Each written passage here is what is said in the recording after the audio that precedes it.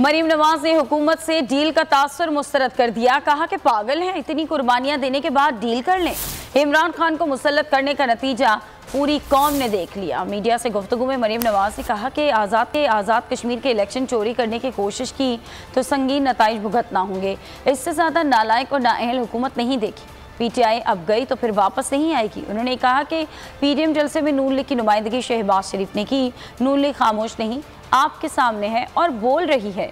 उन्होंने भी कहा कि खारजा पॉलिसी पर कौम के सामने सच बोलना चाहिए। इसराइल से मुताल्लिक फैसला किसी का ज़ाती नहीं, 22 करोड़ अवाम का होगा। मरीम नवाज ने कहा कि बलोच भी हमारी तरह पाकिस्तानी, उनके तहफ़्फ़ुज़ात दूर होने चाहिए।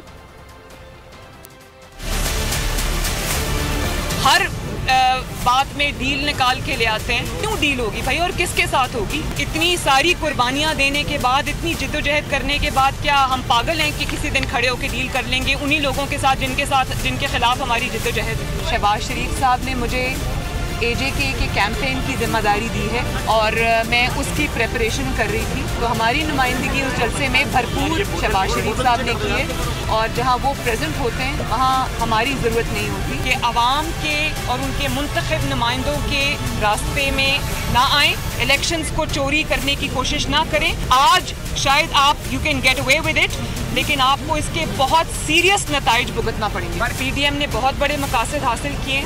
पीडीएम आवाम को ये बावर कराने में कामयाब हो गई है कि इससे ज़्यादा नालायक हुकूमत, इससे ज़्यादा नाअहल हुकूमत और इससे ज़्यादा आवाम दुश्मन हुकूमत जो है वो पाकिस्तान के 73 सालों में नहीं आई। इंशाअल्लाह ताला ये हुकूमत जब जाएगी दोबारा नहीं आएगी। अगर दोस्ती करनी है तो ये आप नहीं कर सकते, क्योंकि ये आपका ज़ाती फैसला नहीं, ये 22 करोड़ अवाम का फैसला है।